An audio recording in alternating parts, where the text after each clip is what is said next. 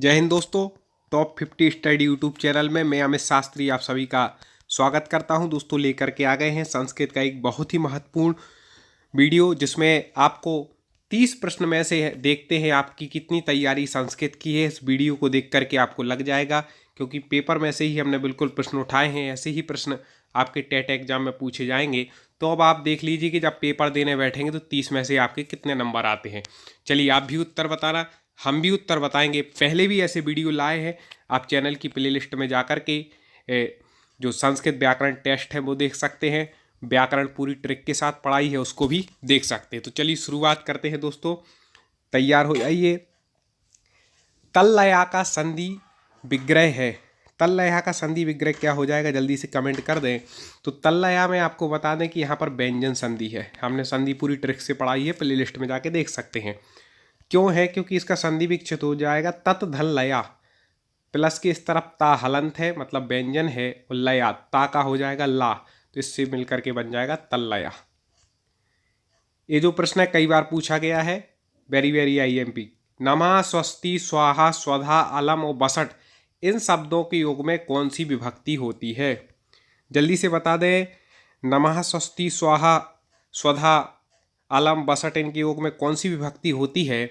तो जब भी आपने देखा होगा क्या बोलते हैं, देवाय नमः, शिवाय नमः, मतलब चतुर्थी विभक्ति का यहाँ पर प्रयोग होता है। तो नमः, स्वस्ति, स्वाहा, बसठ, अलम, इन सब के योग में कौन सी विभक्ति लगती है?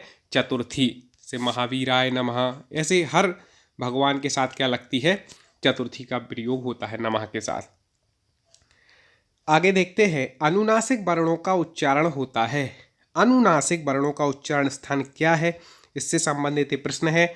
आज आपको पता चल जाएगा आपकी कितनी तैयारी, आप कितने बनते। कमेंट में दोस्तों जरूर लिख करके बताना कि सर हमसे 26 बने, हमसे 27 बने, हमसे 20 बने। और जहां पर आपको कमजोरी फील हो तो चैनल की प्लेलिस्ट में जाना और संस्कृत के वीडियो देख लेना। उसके बाद आप दोबारा टेस्ट लगाएंगे तो आपका लेवल कुछ अलग होगा। अनुनासिक वर्णों का उच्चारण स्थान होता है, तो आपको बता दें अनुनासिक वर्णों का उच्चारण मुख और नासिका से। किससे होता है? मुख और नासिका से। हाँ, जल्दी जल्दी कमेंट करते जाएं। कुछ मित्र बहुत अच्छे कमेंट में उत्तर देते हैं, उनकी तैयारी देख करके बड़ी खुशी होती है। अहिंसा परमो धर्मः, यह वाक्य लिखा गया है। कहाँ से लिया गया है? सॉरी, लिया गया है। कहाँ से लिया गया है? अहिंसा परमो धर्म, यह वाक्य।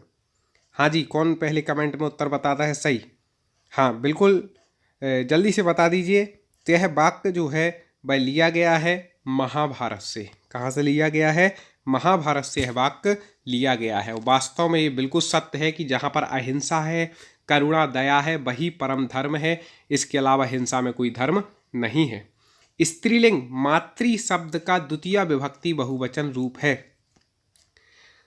शब्द रूप संबंधी आ गए हैं। स्त्रीलिंग में मातृ शब्द की द्वितीय विभक्ति बहुवचन में क्या रूप बनता है? जल्दी से रूप लगा लीजिए दोस्तों। ये सब जितने क्वेश्चन हैं इन सबको हम विस्तार से ट्रिक के साथ पढ़ा चुके हैं।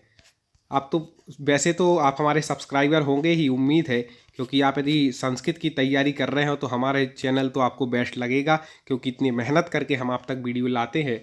तो आप सब्सक्राइब तो कर ही लिया होगा, इस वीडियो को लाइक और करना, और प्ले लिस्ट में जा करके शब्द रूप इत्यादि देख लेना। तो हाँ बिल्कुल सही कमेंट में उत्तर दे रहे हैं। इसका उत्तर हो जाएगा मातृ ही। क्या बनेगा? मातृ ही। आगे, अस्मद सर्वनाम का षष्ठी विभक्ति बहुवचन रूप है। अस्मद, ठीक है। अस्मद उस्मद के रूप बहुत जरूरी होते हैं संस्कृत में। इस सर्वनाम के रूप है, तो षष्ठी विभक्ति बहुवचन में बनता है। इसमें अस्माकम। क्या बनता है? अस्माकम। भवितुम में धातु है। भवितुम में धातु बताना है आपको। कौन सी धातु यहाँ पर प्रयुक्त होती है? धातु मतलब हिंदी में जिसको अपन क्रिया बोलते हैं उसको संस्कृत में धातु बोलते हैं। तो भवितुम में भू धातु से तुमुन प्रत्यय लग करके भवितुम बना है। ठीक है, तो भू धातु है, भू का हो जाता है भव। ठीक है, इस प्रकार से। अब देखें, भू धातु लंग लकार मध्यम पुरुष बहुवचन का रूप चलेगा। लंग लकार आपको बता दें भूतकाल में चलता है। लंग लकार किस काल में? भूतकाल में। और मध्यम पुरुष का आपको बहुवचन बनाना है, तो भूतकाल के जो रूप चलते हैं भू धातु के, अभवत, अभवताम, अभवन, इस प्रकार के रूप यहाँ पर चलते हैं। ठीक है, कैसे रूप चलते हैं? अभवत, अभवताम, अभवन।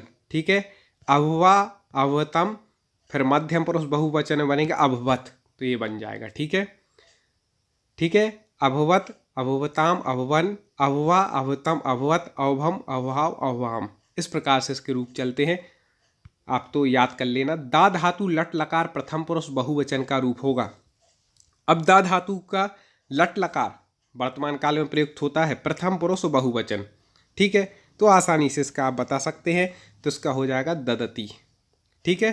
क्या बन जाएगा? दा धातु से ददती बन जाएगा बहुवचन, प्रथम पुरुष बहुवचन। कंफ्यूज नहीं होना, ये आईएमपी समझ लेना, दा धातु का कई बार पूछा गया है। आगे है विद्या अमृत अमृतम सुनते, यह वाक्य लिया गया है। यह वाक्य कहाँ से लिया गया है जल्दी से बता दे। तो यह वाक्य जो लिया गया है वह ईशावास्योपनिषद से। कहाँ से लिया गया है? ईशावास्योपनिषद से। और जो बेरी आईएमपी होता है उसमें हम अलग से बता देते। पंचमी विभक्ति एक वचन में लसा शब्द का रूप बनेगा। लता है आकारांत स्त्रीलिंग, आकारांत स्त्रीलिंग शब्द है लता। तो इसका पंचमी विभक्ति में एक वचन में आपको रूप बनाना है, तो हाँ जी कमेंट कर दें। इसका बन जाएगा लतायाह। क्या बन जाएगा? लतायाह। आप शब्द रूप की ट्रिक के साथ हमने पढ़ाई है, आप देख लीजिए चैनल पर। मनोरथा का संधि विक्षित होगा। मनोरथा का संधि विग्रह बताना है, तो आपको सबसे पहले तो यहाँ पर संधि पहचाननी है कि भाई कौन सी संधि हो जाएगी। तो आपको बता दें कि इसमें जो है विसर्ग संधि हो जाती है। तो यहाँ पर इसके दो प्रकार से बनते, एक तो मनहा प्लस रता और एक मनस प्लस रता। तो मनस प्लस रता इसका ये विग्रह हो जाएगा। मनोरथा का दोनों प्रकार से विग्रह आता है, जो ऑप्शन में दिया आप लगा सकते हैं। वारी शब्द का सप्तमी एक वचन रूप है वारी, ठीक है। वारी, वारिणी, वारिणी, वारी, वारिणी, वारिणी, ऐसे रूप चलते हैं इसके। तो सप्तमी एक वचन का आपको रूप बताना है, तो दोस्तों आपको बता दें कि वारिणी क्या बन जाएगा? वारिणी सप्तमी एक वचन इसमें बन जाएगा। चटकऊ में कौन सा समास, आप देख लें आप पे कितने क्वेश्चन बन रहे हैं, वो कितनी अभी तैयारी करनी है। अभी आगे और देखें सब प्रकार के प्रश्न है। चटकऊ में कौन सा समास है? चटकऊ जल्दी से बता दें। समास का वीडियो तो आप हजारों लोगों ने हमारा देखा है, तो हमें तो उम्मीद है इसकी, तो हमने ट्रिक से बताई थी, बन जाएगा। तो चटकऊ में जो समास हो जाएगा वह आपको बता दें कि यहाँ पे द्वंद्व समास है। कौन सा समास है? द्वंद्व समास। किस वाच्य में क्रिया कर्म के अनुसार चलती है? क्रिया जो है वह कर्म के अनुसार हो जाएगी।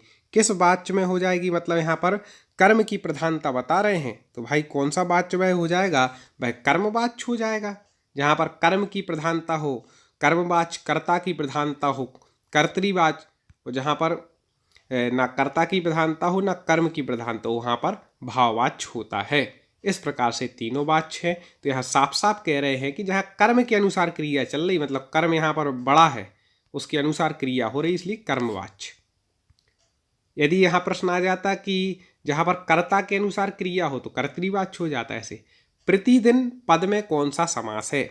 अब देखें इसका जो समास विग्रह होता है वह होता है दिनम दिनम प्रति, ठीक है। इसका समास विग्रह होता है, यदि कभी पूछ ले। प्रति जो है एक क्या है? अव्यय है। तो जहाँ पर पूर्व पद अव्यय होता है और उसकी प्रधानता होती है, वहाँ पर अव्ययी भाव समास होता है। व्याकरण से संबंधित संधि नहीं है। व्याकरण से संबंधित संधि नहीं है, तो आप सबको पता है कि संधि के मुख्य रूप से यहाँ पे तीन भेद होते हैं, स्वर संधि, व्यंजन संधि, विसर्ग संधि। तो मुख्य संधि संधि नहीं है, ठीक है। संस्कृत में बाकी पूर्व रूप पर रूप संधियाँ होती हैं, तो वो भी इन्हीं के अंतर्गत आ जाती हैं। पठिता में धातु प्रत्यय है। पठिता में कौन सी धातु है, कौन सा प्रत्यय लगा है? हाँ जी कमेंट करें। तो ये तो आप सब पहचान चुके होंगे कि पठ धातु है, ठीक है। ऐसे प्रत्यय कौन सा है? तहा दिया है, तो ता प्रत्यय लग जाएगा। तो पठ धन ता, तो इससे क्या बन जाएगा? पठिता बन जाएगा। क्रिया से सीधा संबंध रखने वाले को कहते हैं, जो क्रिया से सीधा संबंध रखते हैं उन्हें क्या कहते हैं? जल्दी से बता दीजिए। तो क्रिया से जो सीधा संबंध रखते हैं वह कहलाते हैं, आपको बता दें, हाँ जी, कारक कहलाते हैं। वो कौन कहलाते हैं? कारक। तस्मयी में कौन सी विभक्ति है? ठीक है, तो तत् जो शब्द के रूप होते हैं उसके अनुसार यहाँ पर पूछा गया है। तस्मयी में कौन सी विभक्ति हो जाएगी? जल्दी से बता दीजिए। तस्मयी, हाँ जी, कौन देगा पहले उत्तर? हाँ, तो तस्मयी बिल्कुल सही, चतुर्थी विभक्ति होती है। सुतेरिवार्थम स्मृतिर गच्छत प्रस्तुत श्लोकांश उद्धृत है। कहाँ से लिया गया? तो कठिन हो गया, कुछ कठिन लेवल के भी प्रश्न आ जाते हैं, कई बार सिलेबस के आउट भी 1-2 प्रश्न आ जाते हैं, तो वहाँ लड़ नहीं सकते, अब वहाँ उत्तर देना पड़ेगा साहब। तो जल्दी से बता दें। तो युक्ति से संबंधित एकाध प्रश्न तो फंस ही जाता है हिंदी संस्कृत व्याकरण में। तो आपको ये बता दें, रघुवंश महाकाव्य से लिया गया है, और रघुवंश महाकाव्य किनकी रचना है? तो भाई कालिदास जी की रचना है। ठीक है। अच संधि किसे कहते हैं? तो आपको बता दें कि जब अच नाम आ जाए, अच संधि आ जाए, तो हिंदी में उसको समझना हो तो आप समझ लेना स्वर संधि, और जहाँ पर हल संधि आ जाए तो हिंदी में समझ लेना व्यंजन संधि। ठीक है। स्वर संधि को संस्कृत में अच संधि कहते हैं, व्यंजन संधि को हल संधि कहते हैं।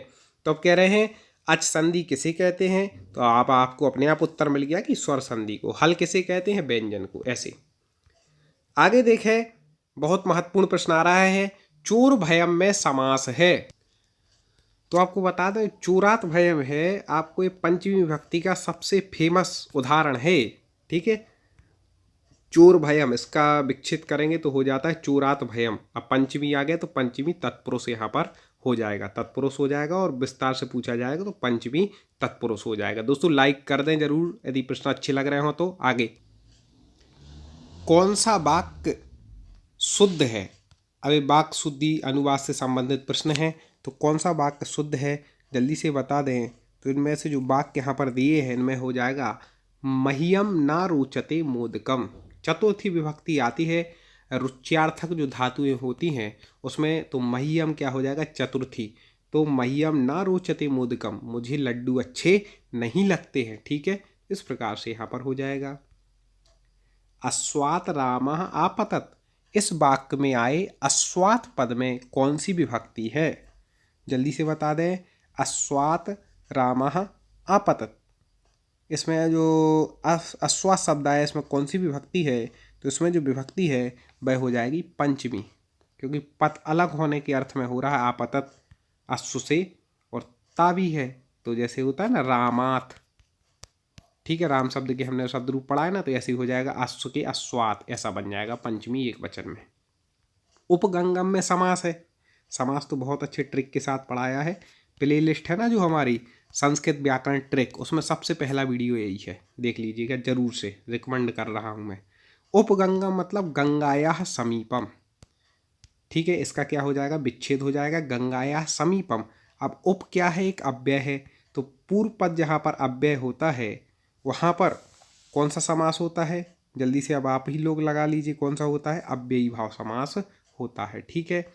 इस प्रकार से, और नदी भी सूत्र से याद रखिएगा, नदी शब्द कोई आ जाए, जैसे आ जाए मान लो इसी की जगह आ जाता है, एक बहुत जरूरी बात बता रहे, यदि यहाँ लिखा होता पंचगंगम, पंचगंगम लिखा होता, तो आप कौन सा समास लगा करके आते? बताइए। पंचगंगम कमेंट में कर दें, कौन सा लगा करके आते?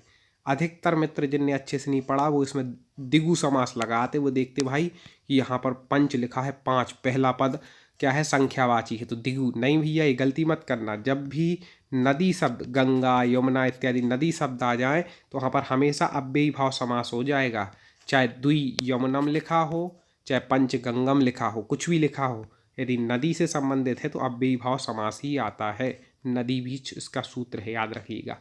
खादिता में धातु है, आसानी से पहचान जाएंगे खादिता में कौन सी धातु है। तो खादिता में जो है वह खाद धातु का प्रयोग हुआ है। ठीक है। जटाभि तापसा से विभक्ति का विधायक सूत्र है। जटाभिस तापसा, इसका जो होता है एक तृतीया बहुवचन है जटाभि, मतलब जटाओं से तपस्वी, जब किसी की पहचान हो। ठीक है। जैसे कहते अक्षणा काणा, आँख से काना, जटाभिस तापसा, इस प्रकार से सिरसा खलवाटा, ये सब उसके हैं, तृतीया के हैं। तो अब इसमें से आपको इसका विधायक सूत्र बताना है, तो इत्थ्यम भूत लक्षणे, जहाँ पर लक्षण प्रस्तुत किया जाए, यहाँ पर लक्षण प्रस्तुत कर रहा है तपस्वी का, क्या? जटा भी तापसा, मतलब जटाओं से तपस्वी लग रहा है, लक्षण बता रहा है, तो स्तंभभूत लक्षणे सूत्र यहाँ पर हो जाएगा। अगला है संस्कृत व्याकरण के अनुसार कौन सा शुद्ध रूप है। कई दोस्त बोलते सर आपसे जुड़ना है, कैसे पढ़ें? आप कुछ नहीं करें, चैनल को सब्सक्राइब कर लें बस, और बेल आइकन दबा लें, वीडियो को आगे शेयर करते जाएं, यही हमारी फीस है। बाकी आप पढ़ें, इतना कुछ करना है और कुछ नहीं करना जुड़ने के लिए। तो आपको बता दें संस्कृत व्याकरण के अनुसार कौन सा रूप शुद्ध है। तो उपर्युक्त कई बार पूछा गया है, हमने बताया था कि रेफ जिस शब्द पर लगी हो उसके पहले उसका उच्चारण होता है, जैसे यहाँ पर ये सही है तो ऊपर फिर युक्त, उपर्युक्त, ये सही हो जाएगा। ठीक है दोस्तों। नदी शब्द के द्वितीय विभक्ति बहुवचन का रूप होगा। नदी शब्द द्वितीय विभक्ति बहुवचन में क्या रूप बनता है दोस्तों, जल्दी से बता देना। और पिछले वीडियो देख लेना, इस वीडियो को भी सेव कर लें, पेपर के पहले एक बार देख करके जाना। इन्हीं में से कोई क्वेश्चन आपके पास आगे आ जाए तो अगला वीडियो के लिए आप क्या करना, बेल आइकन को दबा लें। सब्सक्राइब कर लिया होगा, बेल आइकन को दबा लें तो हमारा अगला वीडियो आप तक जानकारी मिल जाएगी। तो नदी शब्द में द्वितीय विभक्ति बहुवचन का जो रूप बनता है वह बनता है नदी ही। क्या बनता है, नदी। इस प्रकार से हमने बिल्कुल सिलेबस के अनुसार 30 प्रश्न लिए हैं। अगले वीडियो में पुनः 30 प्रश्नों पर ऐसी चर्चा करेंगे। आप जुड़े रहें साथियों और सफलता प्राप्त कर मेरी ढेरों शुभकामनाएं हैं। जय हिंद।